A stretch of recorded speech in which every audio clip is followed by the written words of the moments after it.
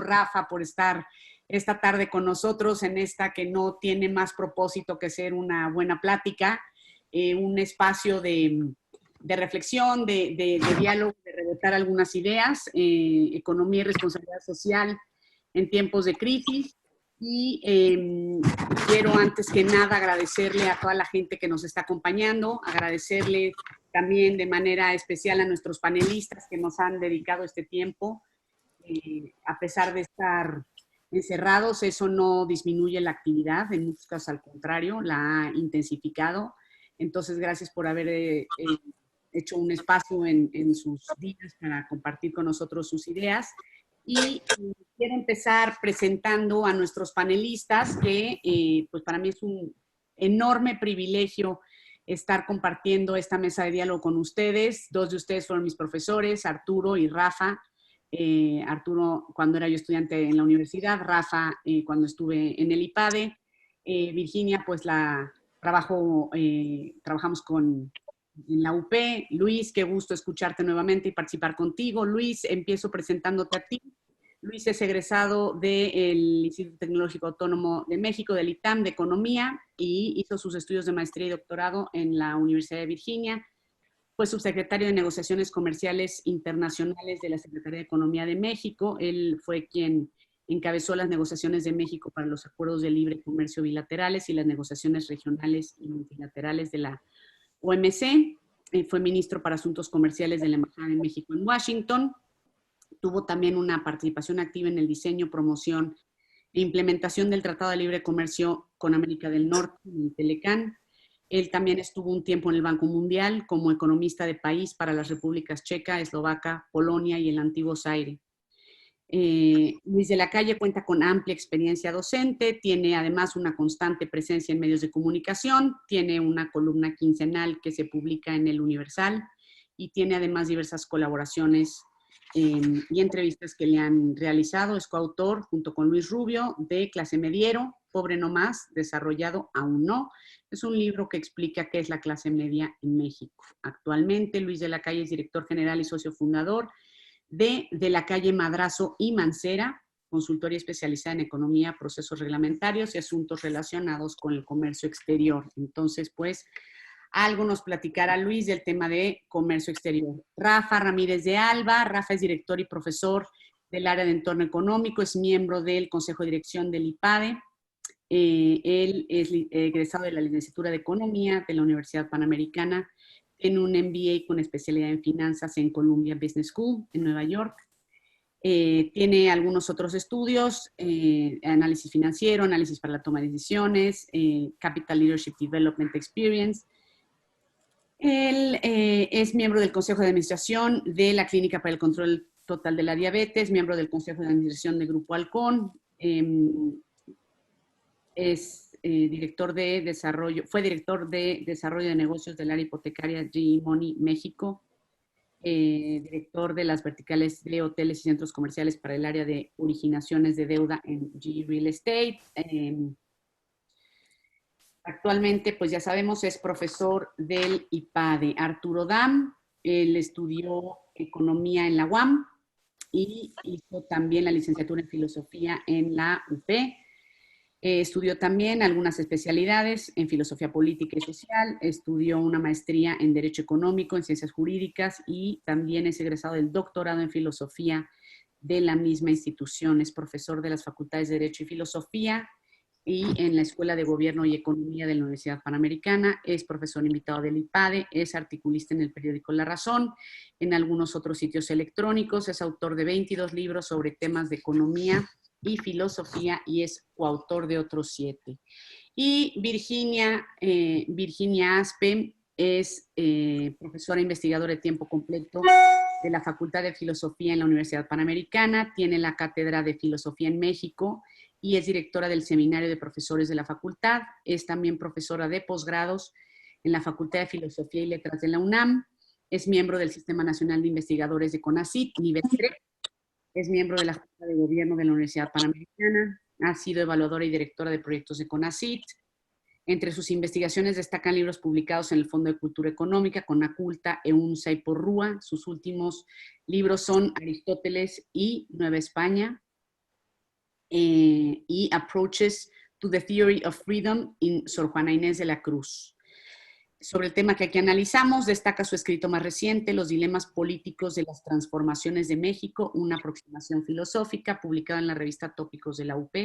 También destacan sobre violencia, cultura y reconciliación en México, Open Insight, en 2016, y la imposición de las versiones de la historia y de las ideas filosóficas oficiales en México. Bueno, pues con estas semblanzas, se antoja todavía más platicar con ustedes. Como decíamos hace un momento, el tema de hoy es economía y responsabilidad social en tiempos de crisis. Estas tres ideas, estos tres conceptos que se entretejen y que necesariamente conviven y pues vemos hoy claramente en una realidad en la que hay un clarísimo deterioro de los indicadores económicos, en donde hay una polarización política, un sistema político polarizado y una realidad social pues llena de tensiones, complicada, incierta, que nos ha dejado a todos pues sentados de golpe y perplejos ante la realidad que estamos viviendo. Luis, empezamos contigo, platícanos un poco de cómo ves las cosas, de cómo ves estas tres ideas que se entretejen en esta realidad que estamos viviendo.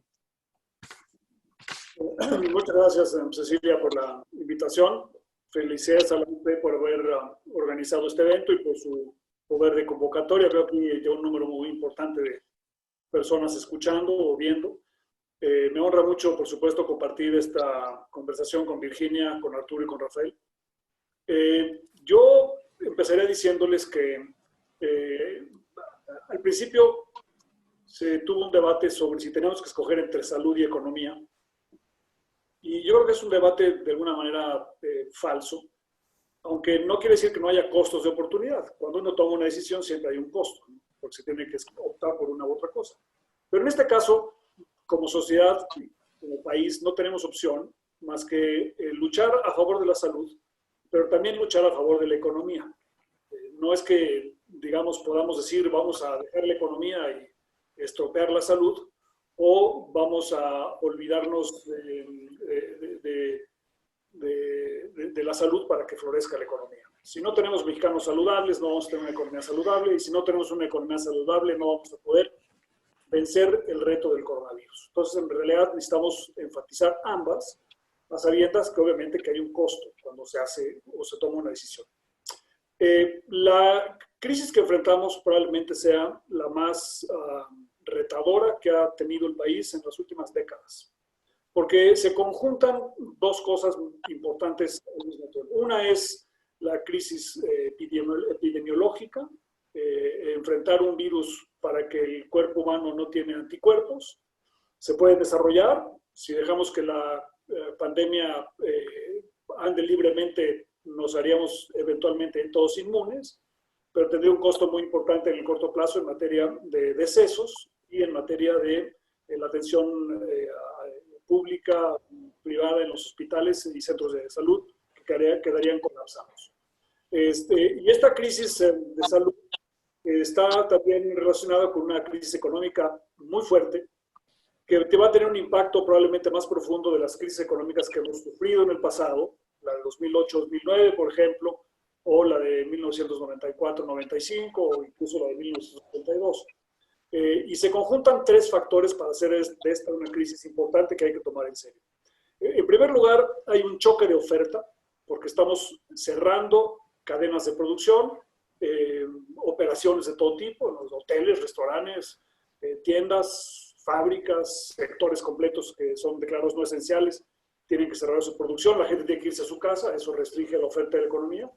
Tenemos al mismo tiempo un colapso en la demanda, porque va a haber mucho menos consumo, va a haber mucho menos inversión, no solamente consumo doméstico, sino también consumo de exportación, porque nuestro principal mercado en el mundo también va a tener una situación muy difícil, que es Estados Unidos, y eso hace obviamente que se deprima la economía. Y estos dos choques coexisten con uno tercero en el ámbito económico, que es el incremento en el riesgo.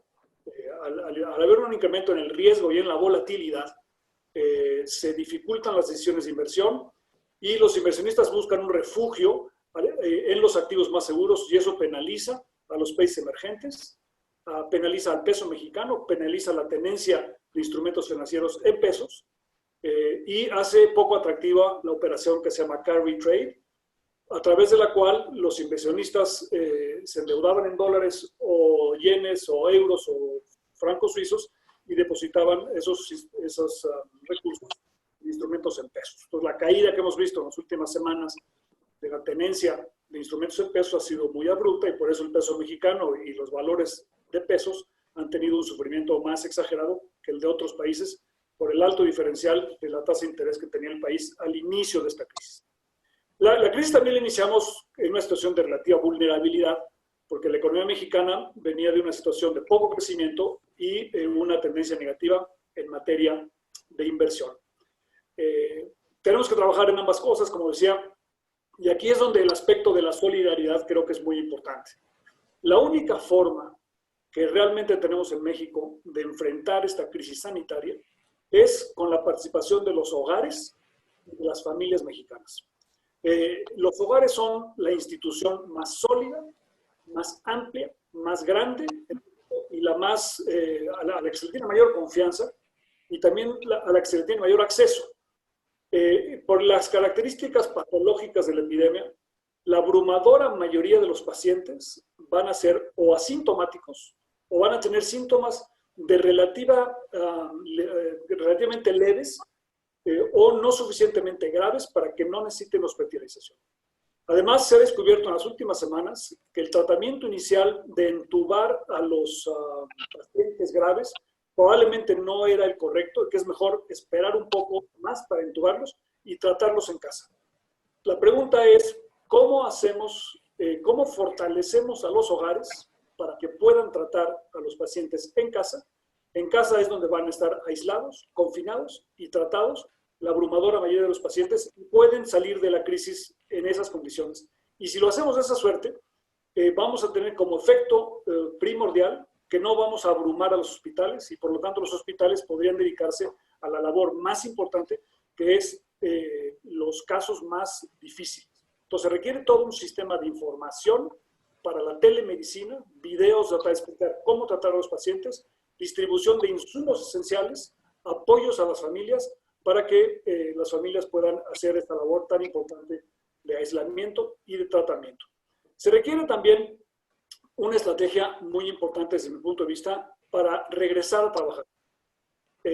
No hay país, y un país con las características económicas de México no puede estar aislado y confinado muchas semanas porque no es económica ni sanitariamente sostenible. Entonces requiere una estrategia para regresar a trabajar. Y para regresar a trabajar, además, al regresar a trabajar nos permite ver el futuro. Y el futuro es muy importante porque es lo que da esperanza. Se requiere, para empezar, un diagnóstico, pruebas. Necesitamos pruebas patológicas para medir si quién está infectado. La persona infectada debe ser aislada. Las personas que hayan estado en contacto con esa persona también, para disminuir la tasa de contagio. Y se requieren pruebas masivas. También se requieren pruebas aleatorias, de muestras representativas, para tener una idea de cuántas personas están infectadas, dónde hay brotes. También se requieren pruebas más sencillas, como por ejemplo la del olfato. El 60% de las personas infectadas pierden el sentido del olfato. Y es muy barato evaluar si una persona no puede oler y por lo tanto aislarla.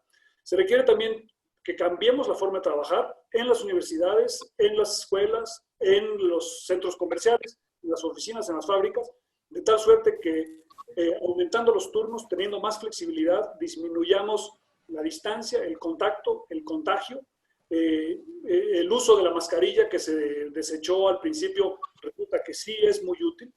México tiene una trayectoria de crecimiento de la enfermedad que no es de los mejores países como Japón o Corea, donde las prácticas sanitarias, el uso de mascarilla, lavarse las manos, alejarse de las personas, no saludarse y un gran etcétera, son muy importantes para hacerlo. Entonces, debemos empezar a clasificar los sectores en el sentido de poder regresar a trabajar, no solamente en términos de su esencialidad, en el sentido que sean esenciales, sino también todos aquellos que tengan las prácticas necesarias para que sanitariamente puedan trabajar, deben empezar a hacerlo.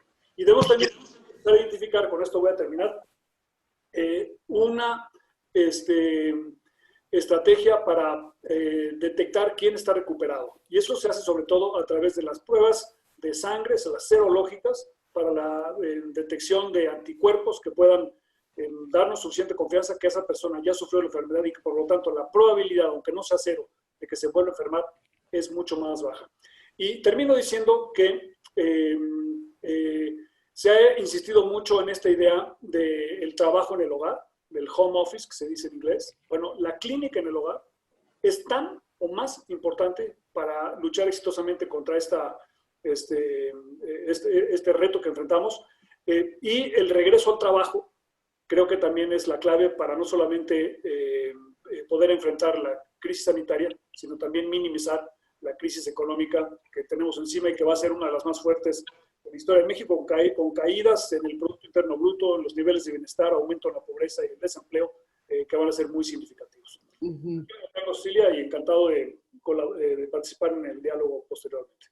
Muchas gracias, Luis. Muy interesantes ideas nos presentas, novedades para algunos aprendizajes. Rafa, ¿qué nos cuentas tú? Si te parece bien, Rafa, te aviso como un minutito, minuto y medio antes de que se te acabe el tiempo. ¿Te parece bien? Sí, claro que sí, Ceci, muchas gracias. Y bueno, antes que nada, pues agradecerle a todos los que están conectados en esta transmisión, agradecerle a la universidad y evidentemente a Ceci por moderar este panel. Y lo mismo que Luis, es un orgullo para mí el compartir este espacio con Virginia, Luis, con Arturo. Entonces, vamos a ver, creo que la explicación de Luis fue muy completa, muy clara, muy interesante, como es su costumbre. Yo me quisiera enfocar en un par de aspectos, retomando algunos puntos que tocó. Y desde el punto de vista de las empresas, me parece que el impacto hay que dividirlo en estas dos partes, ¿no? El primero es las consecuencias del confinamiento, es decir, ahorita las empresas, muchas de las empresas no pueden trabajar, no pueden generar ingresos, entonces es necesario tener una estrategia para la duración de esta situación, pero luego hay que empezar a trabajar lo más pronto que se pueda en cómo regresar a la normalidad y en qué situación, en qué circunstancias, ¿no? Porque vamos a ver, hay mucha incertidumbre, hay muchas cosas que no sabemos, pero me parece a mí que lo que por ahí se empieza a vislumbrar es que desafortunadamente lo que estamos viviendo no es simplemente un episodio como el que ya nos tocó a muchos de nosotros vivir hace algunos años, cuando se cerró la economía en México por la influenza, el H1N1, donde pues fue un confinamiento probablemente de un mes aproximadamente, y después pues prácticamente fue regresar a la normalidad y retomar de donde habíamos partido. Ahora parece ser que el escenario me parece más probable es que se tenga que estar cerrando y abriendo un poco la economía en los siguientes meses, por lo menos hasta que se encuentre un tratamiento eficaz o que se logre desarrollar una vacuna, lo cual, nos dicen los expertos, podría tomar aproximadamente un año. Entonces, las empresas deben de estar muy preparadas para saber, voy a regresar, ojalá que me dejen regresar a vender, a trabajar, pero lo voy a tener que hacer de una manera distinta.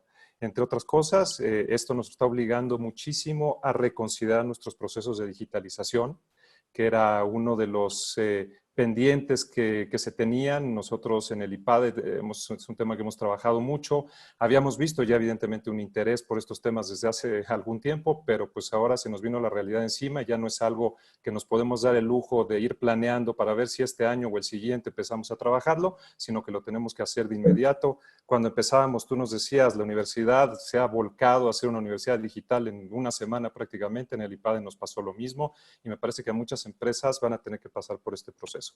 Y sí quisiera, además de esta situación económica y del ambiente, conectarlo con uno de los temas principales de la razón de esta plática, ¿no? Y es la responsabilidad social. Entonces, vamos a ver, desde mi punto de vista, yo creo que la principal responsabilidad de las empresas en cualquier circunstancia es producir bienes y servicios de calidad para sus consumidores. Eso me parece que es la primera. Y segunda, considerar para lograr eso el tratar de la mejor manera posible a todo lo que en inglés se conoce como sus stakeholders, todas las personas que de alguna manera están relacionadas con esa producción de bienes y servicios para atender las necesidades de los clientes, llámese trabajadores, proveedores o la misma comunidad en la que se desenvuelve las empresas. Entonces, en esto creo que ha habido unos avances enormes en los últimos años. Me parece que cada vez hay más conciencia de las empresas de esta responsabilidad social que se tiene. Pero en esta circunstancia en particular que estamos viviendo, y como Luis lo decía, tan compleja como no habíamos visto en décadas, me parece que la primera responsabilidad social que tienen las empresas el día de hoy es sobrevivir. Es simplemente mantenerse y seguir existiendo los siguientes meses, porque en la medida en que el confinamiento se sigue extendiendo, muchas empresas no van a poder salir adelante porque no tienen capacidad de generar ingresos. Entonces, la primera estrategia va a tener que ser cómo le voy a hacer para sobrevivir, para seguir existiendo cuando esto pase.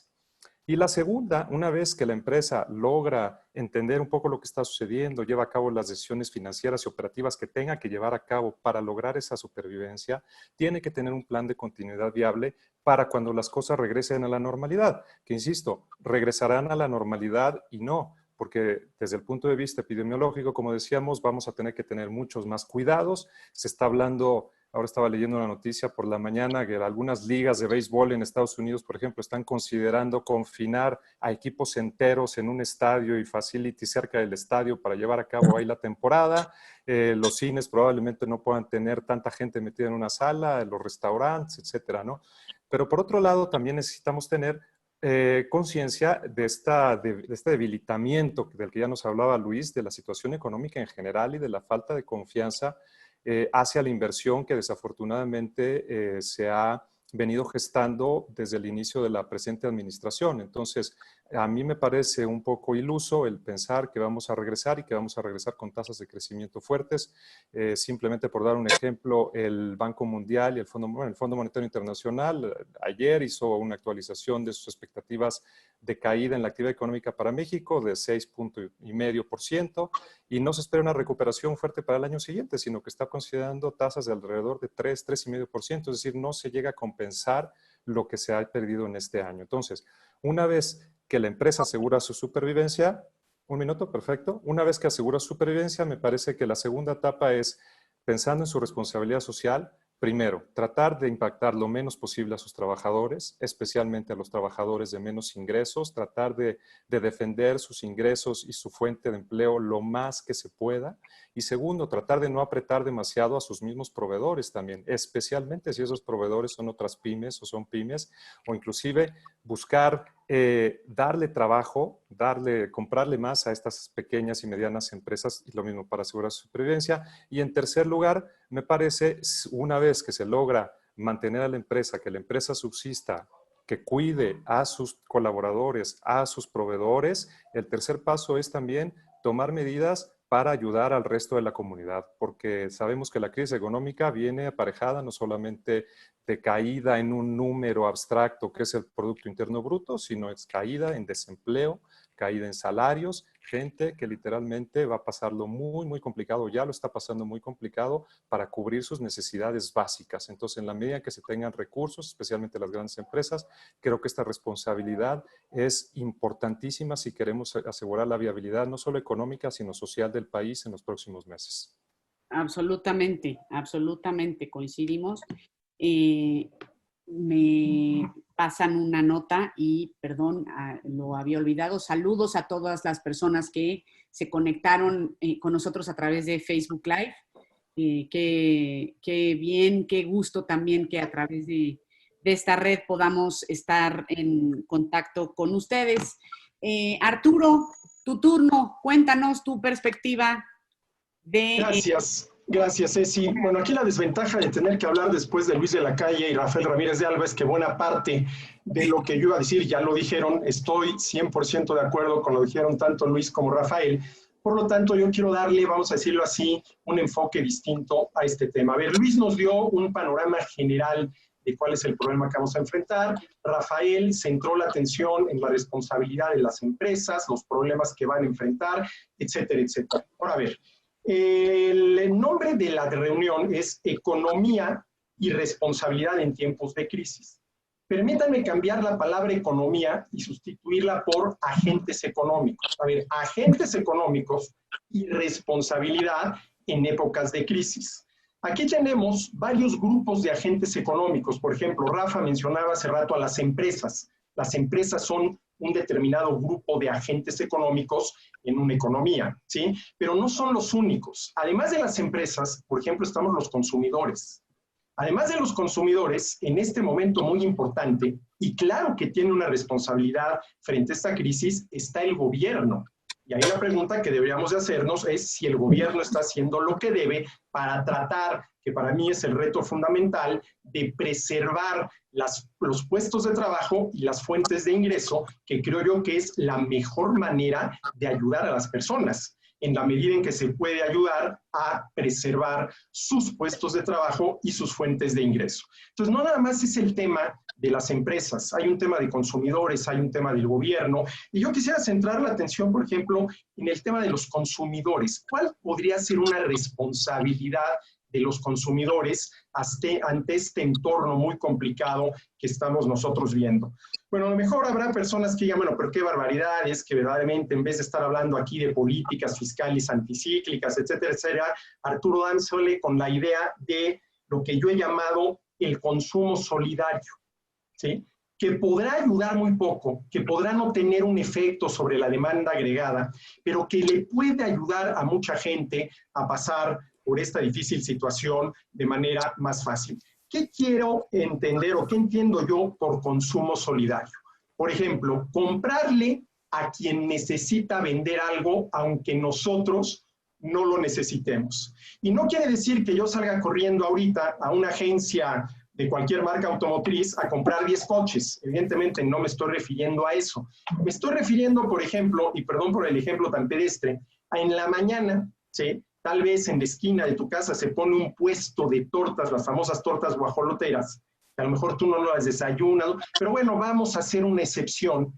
Y aunque yo no me la vaya a comer o aunque me la coma en vez de la avena y la fruta que desayuno normalmente, hacerlo, ¿no? Es decir, tener en cuenta esto que yo llamo el consumo solidario, que supone comprarle a quien necesite vender, aunque tú no necesites lo que se está ofreciendo.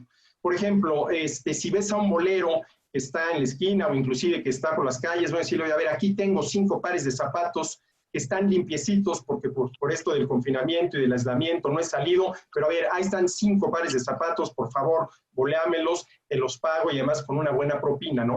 Eso creo que también hay que tomarlo en cuenta. Insisto, esto no va a tener un impacto en la demanda agregada, ni va a poder ser el sustituto de una política gubernamental anticíclica, ni nada que se le parezca, pero creo que esa es una actitud responsable, producto de la empatía, de la solidaridad con quienes necesitan generar ingreso, ¿sí? A quienes podemos echarles la mano, aunque insisto, yo no necesite la boleada, a mí no me gustan las tortas de tamal o cualquier otro tipo de eso, ¿sí? El consumo solidario, insisto, creo que es una parte desde el punto de vista ético, desde el punto de vista de la solidaridad, de la empatía que tendríamos que practicar. Muchas gracias, Arturo. Mira, te iba yo a decir justo, Arturo, te queda un minuto, ¿ya ves? Qué bárbaro. Bueno, a ver, sí, es más, aquí ustedes no lo ven, pero aquí tengo el cronómetro, Bueno, otro tema interesante y que creo que tendríamos que abordar tarde o temprano es el del papel responsable que el gobierno tiene que jugar en todo esto, poniendo en práctica una correcta política anticíclica que desafortunadamente hasta este momento, y no sé si Luis y Rafa coincidan conmigo, pues ha estado verdaderamente ausente en el país y es algo muy, pero muy preocupante. De acuerdo, muchas gracias, Arturo. Virginia, cuéntanos tu perspectiva de filósofa. Gracias, Ceci. Voy a hacer el recito. Economistas a un economista filósofo y ahora escuchamos la perspectiva de nuestra filósofa presente. Gracias, Ceci. Les digo que voy a hacer el prietito en el arroz. Porque yo no voy a hablar de las soluciones inmediatas que están proponiendo todos, sino que voy a buscar las causas de lo que está pasando. Comparando, por ejemplo, este fenómeno con la crisis financiera del 2008, aquí, mientras que la crisis financiera del 2008 fue una crisis en el modelo del enfoque económico, porque se tenía la convicción del que el mercado se autorregulaba y en realidad fue una crisis financiera que se volvió crisis económica y finalmente crisis humanitaria, lo que estamos viviendo hoy es una crisis totalmente diferente. Y para mí el punto clave es que primero detectemos qué tipo de crisis estamos enfrentando, porque están hablando todos de que la crisis se debe a el coronavirus o a esto otro, pero en realidad desde antes el problema de México ya se venía dando. Entonces, yo lo primero que quiero plantear aquí en la mesa como una provocación para todos es que, primero, a priori, desde antes se estaba dando ya una crisis en dos enfoques de la economía que se está dando. Por un lado, una práctica económica que venía hace 36 años, que buscaba con el liberalismo y una teoría del capital la modernización del país, ampliar la noción del ciudadano, extender las libertades, frente al nuevo enfoque del gobierno, de la economía, el nuevo enfoque político de la economía con Andrés Manuel López Obrador, que lo que está poniendo la fuerza de la economía es en los derechos sociales, en revertir la pirámide económica hacia la base popular y regional, y para lograrlo centralizar cada vez más el gobierno. Entonces, aquí una cosa que quiero ejemplificarlo para que me entiendan. La refinería de Dos Bocas, el Tren Maya, la ampliación de la línea ferroviaria de Salinas Cruz, Coatzacoalcos, todo esto es el reflejo de una búsqueda de reordenar el sistema económico nacional para servir a un desarrollo nacional cuyo propósito está en las bases populares y sobre todo en las regionales. Bueno, esto es congruente y Andrés Manuel ha sido congruente desde el 2004 en su libro Un proyecto alternativa de nación hacia un cambio real. En 2004 lo dijo y lo reiteró en el 2014 con el libro Neoporfirismo hoy como ayer. O sea, estamos, y esto es el primer punto, voy a dar 3 ideas, ya acabé ahorita la primera. Estamos frente al choque de dos enfoques, dos maneras de concebir la economía, cuyo resultado se ha empeorado por la circunstancia internacional. El problema de China con Estados Unidos, el problema de la caída de los precios del petróleo y el coronavirus. Pero sin dar ningún criterio normativo, quiero decir que esto venía desde antes, y eso es lo que tenemos que ver, y desde antes ya lo que tenemos hoy como resultado, y voy a mencionar 4 hechos, 10% de estancamiento económico en la inversión privada y extranjera en México, hemos caído. Recordar que 6 de cada 7 pesos mexicanos vienen de la iniciativa privada. Ojo, otra cosa que hay que recordar, entró Andrés Manuel y frenó los proyectos sociales previos, poniendo transferencias directas de pago en efectivo a casi 25 millones de mexicanos de bajo ingreso o nulo ingreso en muchas ocasiones. Y además, la escena internacional que los demás ya plantearon. Entonces, este es el drama que, en mi opinión, estamos enfrentando. Ahora voy a pasar a la parte teórica, filosófica. Con la crisis del 2008, en el 2000, que fue la caída mundial financiera, en el 2009, Amartya Sen, filósofo y economista, ganó el Premio Nobel de Economía por un texto de la Harvard Business Review que se titula Primero la gente, junto con Bernardo Klicksberg lo escribió, donde detectaron las causas de la crisis financiera de ese momento, que ya sabemos que fue por ampliar exponencialmente las hipotecas basura y los derivados tóxicos, pero ellos lo que tuvieron el mérito fue detectar las causas de un modelo que produjo la crisis. No tenemos la misma causa hoy, porque la nuestra es 2 enfoques de la economía y ahí era un problema financiero que se volvió económico. Pero lo que ellos detectaron fue un mercado financiero que se autorregulaba. ¿Se acuerdan que Alan Greenspan dijo, qué horror, falló el mercado, no se autorreguló, brujo? Un estado de abandono de la misión del Estado para proteger el interés colectivo, conducta voraz de los ejecutivos financieros y corrupción de la agencia calificadoras. Eso fue el problema en aquel entonces. Lo que me interesa para el problema de la crisis de hoy, porque ya dije que es diferente, es que a partir del 2009, Amartya Sen propone un nuevo modelo. Una vez que detecta el error de ese modelo, propone uno nuevo. Y este nuevo modelo es el que yo quiero poner en la mesa hoy. Es un modelo social de desarrollo para toda organización económica. Yo no voy a hablar de agentes económicos, sino de organizaciones, y entre ellas está la empresa, en donde lo que se busca es un modelo hoy social compartido, de responsabilidad social compartido, que es lo que a mí me parece que nos convoca esta mesa, porque ese modelo lo que hace, a diferencia del previo, que también es liberal y que también defiende el capital como es que este modelo une economía y ética. Y al unir economía y ética, en lugar de pensar que el mercado se autorregula, tienes una variable humanista clave. Bueno, ¿quiénes son estos tipos? Y paso a la conclusión con mi tercer esquema. Estos tipos son Amartya Sen, Charles Taylor, un filósofo de la ética que ha planteado esto, y en México Carlos Llano. Carlos Llano en el 2009 vino a publicar, el mismo año que Amartya Sen, publicó un libro que se llama Análisis de la acción directiva, que es sistematizar exactamente la conexión entre ética y economía. Entonces, nosotros ahí lo tenemos. ¿Qué buscaba ese modelo? Generar valor agregado en la empresa, es un modelo liberal de capital, servir a la comunidad interna paulatinamente, socializándola y democratizándola, manteniendo a los accionistas, manteniendo a los directivos, pero haciendo que se participe activamente social los empleados más. Un modelo que contribuya no solo cuantitativamente, sino también al desarrollo cualitativo de los empleados y que genere continuidad. Porque una empresa que no gana dinero o que no permanece continuidad, como decía Rafa, pues no vale la pena. Entonces, aquí lo interesante, y con esto voy a acabar, Ceci, no me vayas a callar todavía. Aquí lo interesante es que me voy dejándoles. Trabajé con un economista experto en economía mexicana todo este tiempo desde que Fernanda Cuen me invitó a este foro. Un ejemplo de propuesta de desarrollo social compartido económico que tenemos que poner en la mesa porque, como decían Arturo y Rafa, van a haber quiebras. Van a haber quiebras en las empresas y va a haber un enorme desempleo.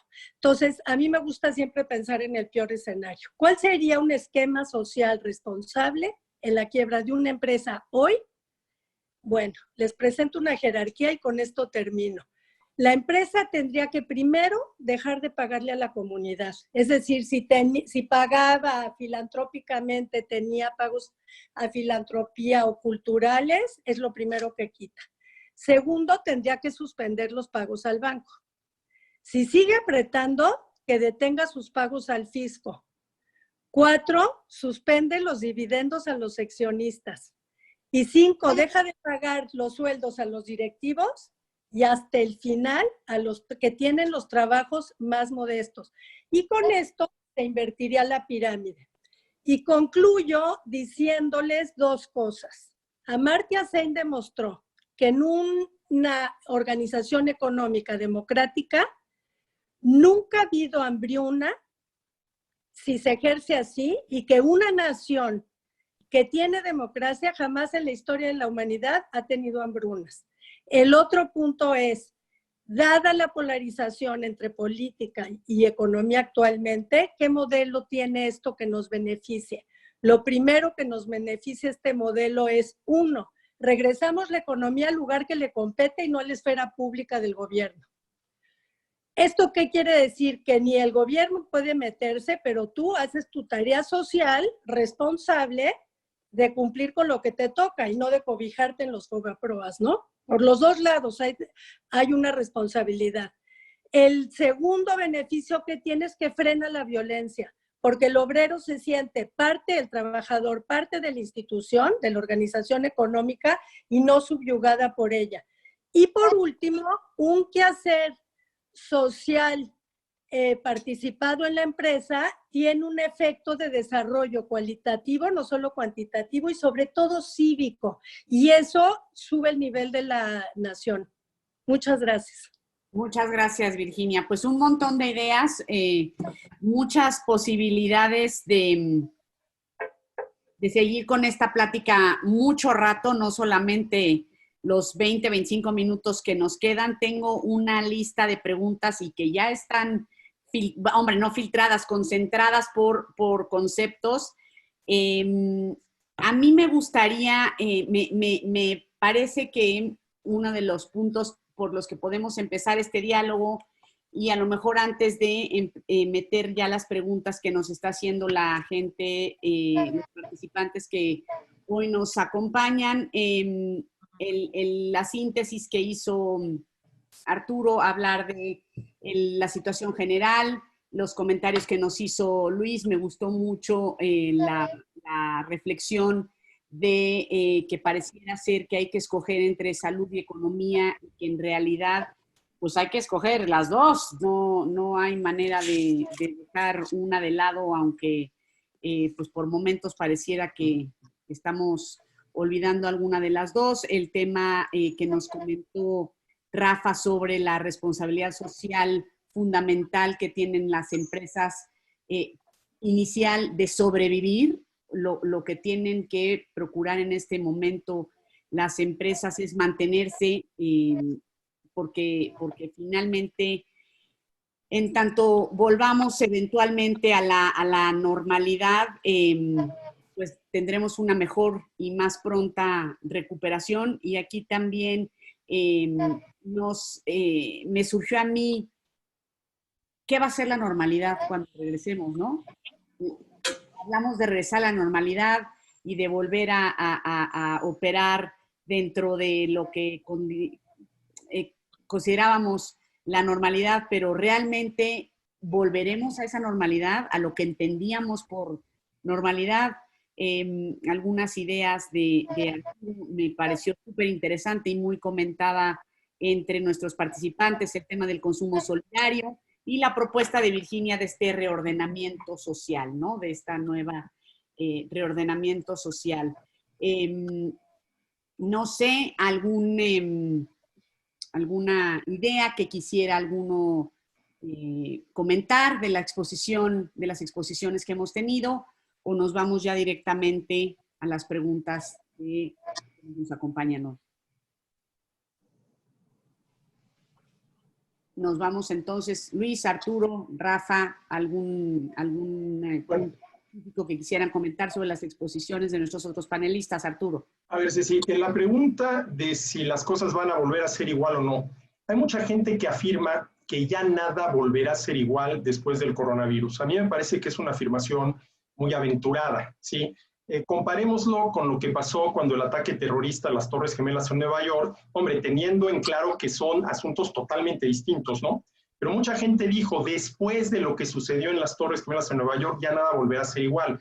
Obviamente muchas cosas cambiaron. El ejemplo más claro, el tránsito por los aeropuertos se volvió mucho más lento, más complicado por las revisiones, etcétera, y etcétera. Y seguramente que, por lo que decía ya de entrada Luis en su exposición, muchas cosas van a cambiar. Por ejemplo, la manera de trabajar. A mí aquí en mi casa me han preguntado mi esposa, mis hijos, oye papá, ¿y a ti no te resulta más cómodo dar las clases vía internet que ir a la universidad? A mí en lo personal no. Para mí no hay nada como el salón de clase, el pizarrón, que lo extraño muchísimo, ¿sí? Pero a lo mejor hay profesores que dicen, no, para mí esto es mejor que aquello, y a lo mejor se llega a un acuerdo con la universidad, y quien quiera dar clase presencial, pues que la haré, y quien lo quiera hacer vía internet, que lo haga siempre y cuando las clases se den. Es muy aventurado pensar que ya nada va a ser igual que antes. Yo creo que muchas cosas van a seguir siendo igual que antes, y lo que sí es importante es ver qué hay que cambiar para que si en un futuro volvemos a enfrentar un problema como este, tanto por el lado sanitario como por el lado económico, que nos pegue lo menor posible. De acuerdo, absolutamente. El tema insisto, en la normalidad, pues es cómo lo vamos y cómo vamos a transformar nosotros esa normalidad y cómo queremos vivir esta realidad post-COVID y post-ISIS. Luis, te veo como con interés de decir algo. Bueno, yo creo que el cambio va a depender de las acciones que tomemos durante y para salir de la crisis. Si Claro. salimos de esta crisis solamente de una manera inercial, nos esperamos a que termine porque la crisis va a terminar. De hecho, si no hiciéramos nada, llegaría un momento que el número de infectados sería tan alto que el virus ya no podría reproducirse. Pero eso implicaría no cambiar. Yo creo que hay que aprovechar la crisis para cambiar la forma en la que hacemos las cosas de una manera positiva. Y si logramos lo que decía, por ejemplo, Rafael, que las empresas sobrevivan, es un concepto muy importante, pero no es que sobrevivan a pesar de a costa de las otras. O sea, las empresas en lo individual tienen una obligación de producir los mejores bienes y servicios, maximizar sus utilidades y sobrevivir. Pero, digamos, las empresas en su conjunto, en México, las familias también, los ciudadanos también, tenemos una obligación de asegurar que el país sobreviva. Y que en esa supervivencia, el gobierno también, como bien decía Arturo, por supuesto, y que en esa supervivencia lo que tratemos de hacer es maximizar el tamaño del pastel para todos. Entonces, ojalá esta lección de esta crisis nos ayude a darnos cuenta que el éxito propio también es función del éxito de los demás. Yo creo que ha habido un malentendido que Amartya Sen, por supuesto, corrige en su libro que se llama el desarrollo es libertad, esa sería la traducción correcta al español, donde con un enfoque un poco austriaco de la economía, lo que argumenta es que a mayor libertad de intercambio vamos a tener mucho mayor bienestar. Y entonces, pero la libertad de intercambio depende de la confianza que yo le tenga al otro, a las empresas. O sea, las empresas intercambian bienes y servicios porque le tienen confianza a sus contrapartes. Entonces, en una crisis tan importante como la que tenemos, donde lo que necesitamos evitar es que la crisis de liquidez se convierta en una crisis de insolvencia, lo que se requiere es invertir en la confianza de mis proveedores, de mis clientes, de mis empleados, de mis accionistas y del gobierno, y crear entre todos un acuerdo. Y vamos a pausar la economía algunas semanas, porque necesitamos pausarla para disminuir la velocidad de la pandemia. Necesitamos también pausar los cobros. Y si todos pausamos los cobros, vamos a tener una economía solidaria, incluyente, y vamos a aprovechar la revolución digital en México para dar un salto cualitativo en la incorporación de las empresas, pequeñas y medianas sobre todo, a la economía moderna. Entonces, yo creo que hay que ver, no esperar a que la normalidad regrese al final de la crisis, sino por el contrario, aprovechar la profundidad de la crisis para que nos cambiemos la forma en la que operamos, de tal suerte que resolvamos la crisis y salgamos fortalecidos. La razón por la que los japoneses se infectan menos es porque respetan profundamente el derecho de los demás. Benito Juárez nos lo dijo hace 150 años, el respeto al derecho ajeno es la competitividad. Bueno, no lo dice exactamente, pero eso es lo que en el fondo significa. Tú no puedes salir a la calle sin tapabocas, porque infectas a los demás, no porque te van a infectar a ti, sino porque tú infectas a los demás. No podemos permitir que quiebren nuestros proveedores o no tengan salario nuestros trabajadores, porque entonces vamos a acabar destruyendo el valor económico del cual necesitamos para poder pasar esta crisis y tener éxito posterior. Entonces, es durante la crisis donde hay que cambiar, no esperar a que la crisis termine para ver si entonces cambia. Muchas gracias, Luis. Me parece, Ceci, si quieres nada más un comentario rapidísimo, esto que dice Luis me parece interesantísimo y yo lo resumiría en ese concepto que por lo menos en la universidad y en el IPADE trabajamos continuamente, pero que en épocas relativamente normales puede sonar un poco abstracto y como que la gente no acaba de entender qué es, pero que ahora se vuelve fundamental y es esa búsqueda del bien común, ¿no? ¿Qué es exactamente el buscar el bien común en estos momentos de crisis donde lo más fácil es que cada quien trate de salir adelante a costa de lo que sea y como sea, y eso me parece que es muy peligroso. Totalmente, totalmente, y esto es precisamente una de las ideas que tengo aquí resaltadas que han compartido los cuatro, el tema de la participación de todos, del apoyo mutuo, de esta responsabilidad social vivida en muchas de las decisiones cotidianas. Muchísimas preguntas tengo aquí, algunas que en muchos temas, muchas que tienen que ver con el papel del gobierno, que no sé si quisiéramos meternos en en esos terrenos. Una muy económica. Leo textual. Manuel Suárez opina que la caída del PIB puede llegar a menos 30% por diversos factores y sectores impactados. ¿Qué opinan, economistas? Luis, Arturo, 30% de caída del PIB.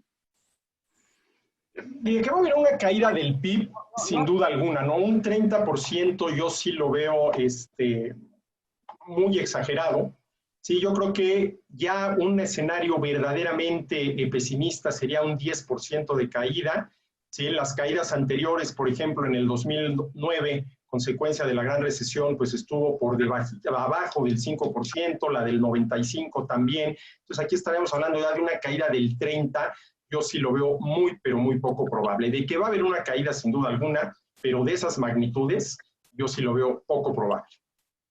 Yo coincido y probablemente aquí lo que vale la pena es que hagamos la distinción en qué periodo estamos midiendo, ¿no? O sea, normalmente estamos hablando de crecimientos en el PIB anuales y ahí coincido 100% con Arturo, difícilmente bajará de esos niveles, inclusive en la época de la fiebre española, los cálculos es que la economía en los países más afectados cayó 6-8% en el PIB a nivel anual. Ahora bien, si es verdad que a nivel trimestral, específicamente este segundo trimestre, en términos anualizados, podría llegar a tener esas caídas. Pero vamos, si eso se mantuviera durante los siguientes meses o durante los siguientes trimestres, estaríamos hablando de niveles de guerra, ¿no? De revolución, que yo creo que no es el escenario el día de hoy.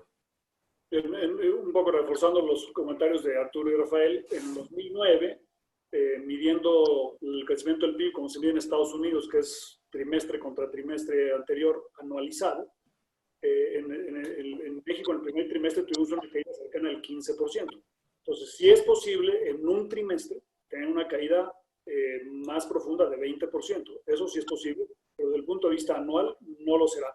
Estados Unidos anunciará su trimestre y se espera que la caída en Estados Unidos de por lo menos quizá primer y segundo trimestre sea de 2 dígitos y México también, pero en México se anuncian los números sin anualizar y por eso el número va a ser menor. Si lo hacemos comparable, efectivamente va a haber una caída fuerte por lo menos 2 trimestres, pero en el anual yo creo que lo más probable es que sea una caída, como decía Arturo, cercana al 10%. Que es una caída extremadamente dolorosa, fuerte y sin precedentes. O sea, No es poca cosa. No es poca cosa. Y que si no pensamos nada más en tasas de crecimiento, nos va a llevar a una recuperación del PIB que se tenía a principios de este año, nos va a llevar por lo menos 2 o 3 años para llegar a esos niveles de regreso, ¿no? Entonces, claro, no es nada más las tasas, sino los niveles. Exactamente, exactamente, y las condiciones, ¿no? Sí. Exactamente. Virginia, una pregunta para ti, que eres tan conocedora de la psicología mexicana, de la mexicanidad. ¿Qué requiere el pueblo de México para no dejarse abusar por cualquier gobierno? Pues es muy general la pregunta. Lo importante es tener una madurez cívica más importante. O sea, para no caer en lo trillado de educación, que ya lo sabemos, pero en realidad la manera que como podríamos otorgarla en las comunidades, cualquier comunidad de cualquier tipo, pequeña y mediana, es con una mayor participación social y democrática, es decir, construir el saber y no proteger e imponer el saber. Un poquito la construcción de la vida en comunidad es lo que sería la base. Pero se ha mejorado mucho en las últimas décadas, ¿eh? Hay que votar. Yo supongo que hay muchos jóvenes que están escuchando. Así es. Todos los movimientos populistas son resultado de poca participación electoral y en México hemos también pecado de eso. Hay que votar y hay que razonar el voto. Absolutamente. Es un primer ejercicio de responsabilidad social. Bueno, y yo añadiría, así, tratando de ser un poco provocativo también como Virginia, es la primera escuela donde se aprende la solidaridad es en la familia, ¿no? Así es. Entonces, no podemos quedarnos en nociones simplemente comunitarias, que está muy bien, pero esas comunidades, si no se crean en base a familias fuertes, unidas y donde se enseñe esa solidaridad, difícilmente podremos alcanzar esos niveles cívicos de los que nos encantaría tener, ¿no? Totalmente, como nos decía Luis, ¿no? El hogar como la institución más sólida para combatir esta crisis y desde distintas perspectivas, no solamente desde una perspectiva de ambiente, cuidado y seguro, sino como entidad que enfrenta y que impulsa la solución de esta realidad. Debemos como ciudadanos, leo también textual la pregunta, ¿debemos como ciudadanos cambiar hábitos de compra? Bueno, a ver, es una pregunta muy general. Ahí yo diría, bueno, depende de cada quien. A ver, analice cada quien sus hábitos de compra. Lo que haya que cambiar, pues que se cambie, ¿no? Es una pregunta muy general que tiene que responder cada quien, ¿no? Si uno no está a gusto con sus hábitos de compra, bueno, pues habría que ver qué hay que cambiar. Ahora, lo que sí hay que hacer ahorita, más allá de esto, y lo digo en términos muy coloquiales, es apapachar la chamba, ¿sí? Hay que cuidar el trabajo, hay que ser productivo, hay que tener en cuenta que la ayuda a los demás es ayuda para uno mismo. Por ejemplo, en el caso de la empresa, está la empresa, pero antes de la empresa están sus proveedores, de los cuales ya hablaban Rafael y Luis, y después de la empresa están sus consumidores. Y ese es todo el mundo, proveedores, empresa, consumidores. Y en la medida en que unos y otros se echen la mano o le echen la mano a los otros, se la van a estar echando a sí mismo. Si yo como empresa le echo la mano a mis proveedores, me estoy echando la mano a mí mismo, y lo mismo, por ejemplo, si lo hago con los consumidores, y si los consumidores con este concepto de consumo solidario, en la medida de sus posibilidades, le echan la mano a quien está ofreciendo algo, etcétera, etcétera. Aquí yo creo que una palabra fundamental es la solidaridad en estos momentos, bien practicada, sobre todo también por empatía, ¿no? Pongámonos en los zapatos del otro. Ayuda mucho, ¿no? Voy a hacer un comentario también, Cilia, sobre esto. Creo que es muy importante ser muy imaginativos del tipo de soluciones que requieren las pequeñas y medianas empresas. Ya lo mencionaron tanto Arturo como Rafael un poco. Pero las empresas tienen activos muy importantes y que deben utilizar y apalancar para sortear los tiempos difíciles. Por ejemplo, pueden vender a futuro. Uno de mis sobrinos hizo una aplicación que se llama Cuando Volvamos, donde las empresas pueden inscribirse y vender a futuro cortes de cabello, tortas, oleadas, etcétera. O sea, vende a futuro tus activos. Otra cosa que puedes tú apalancar, por ejemplo, es el valor de tus marcas. A lo mejor tú tienes una buena marca. Puedes tú hacer un acuerdo con un financiero de que te compre parcialmente la marca y luego se la arriendes.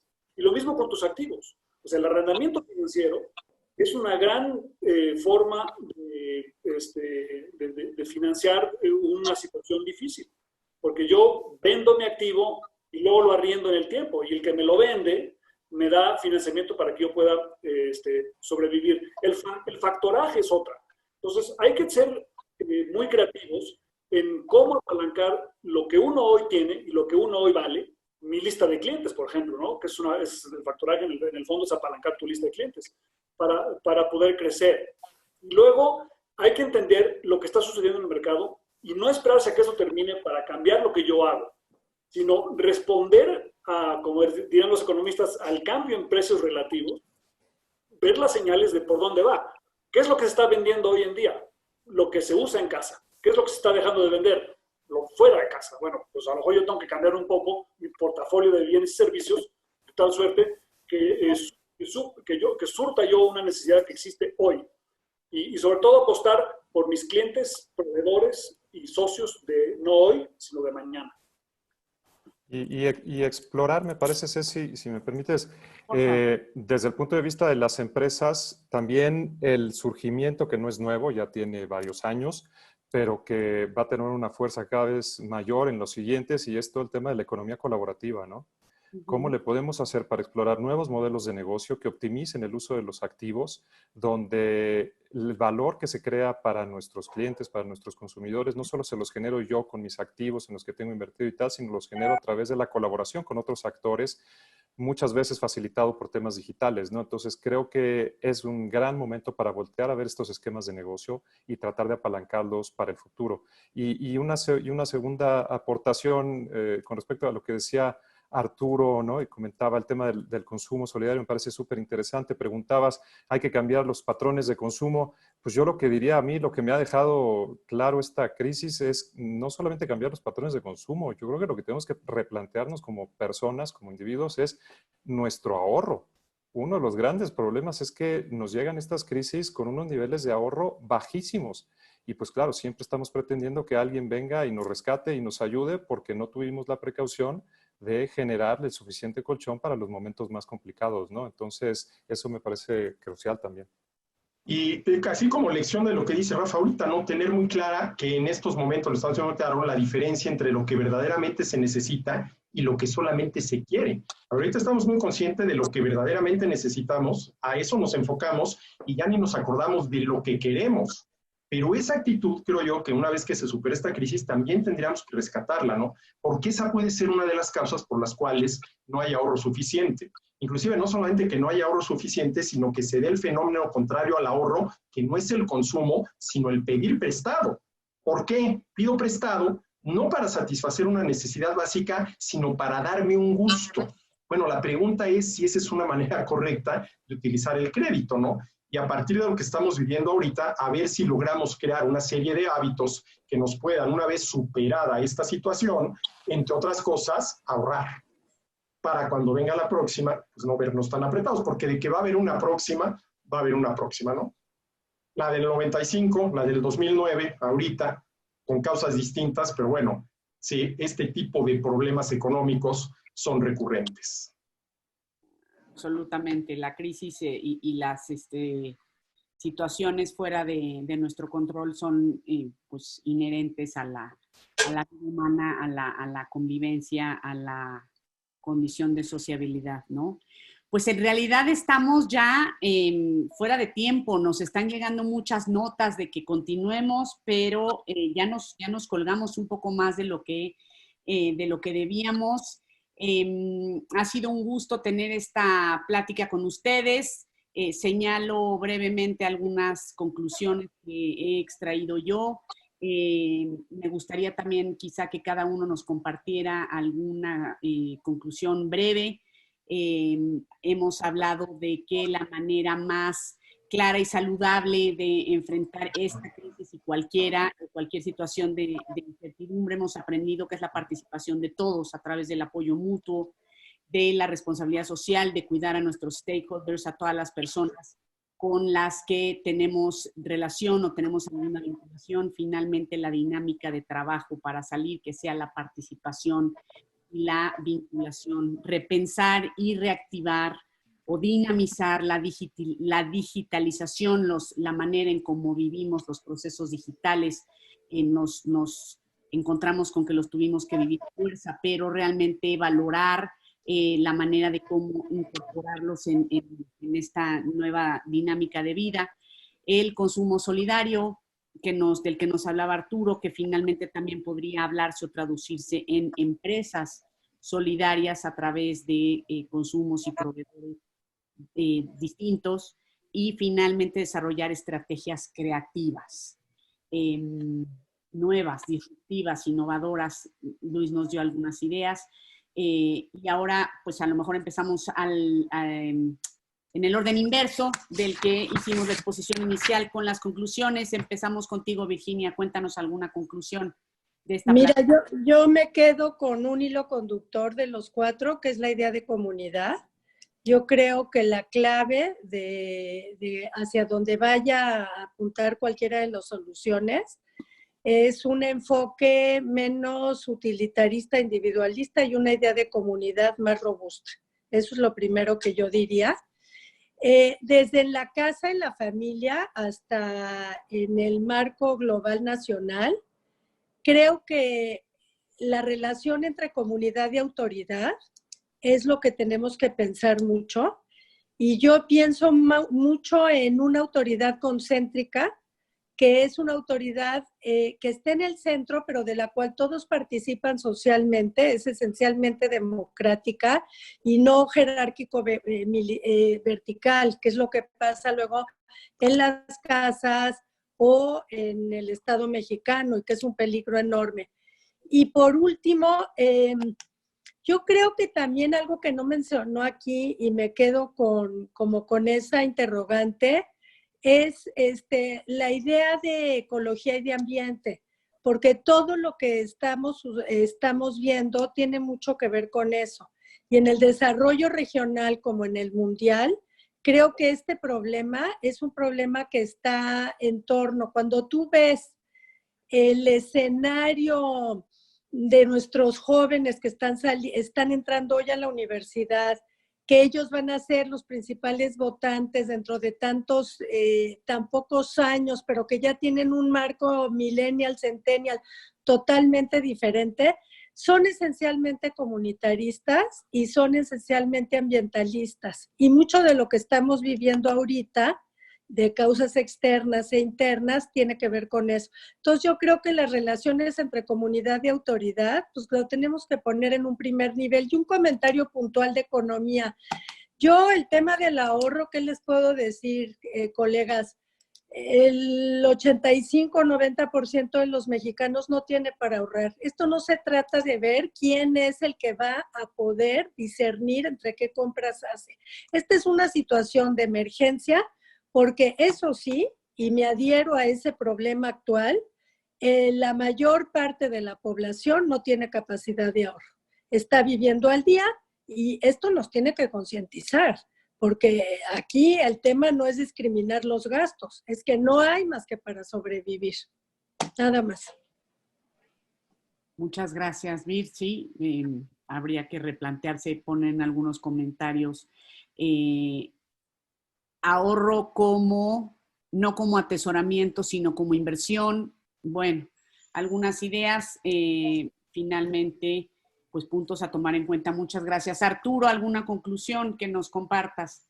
Mira, compartir con ustedes nada más la frase de un amigo muy querido. Él la aplica al campo del deporte, pero se puede aplicar a cualquier campo de la acción humana. Él dice, yo nunca pierdo, o gano o aprendo.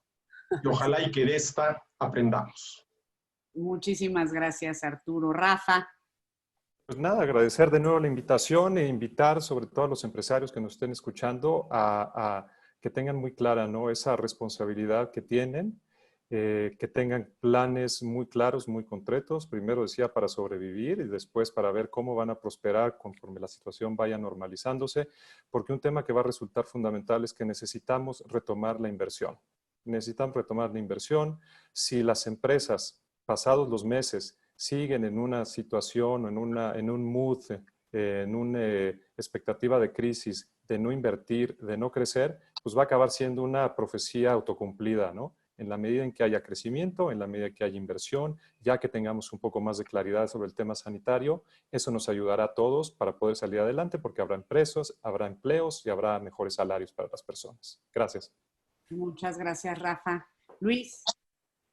Sí, bueno, a mí me gustaría terminar diciéndoles que hay gente que piensa que México es un país pobre y por lo tanto es poco lo que podemos hacer para ayudar a las personas a salir del problema sanitario y para recuperar la economía. Yo rechazo esa afirmación rotundamente.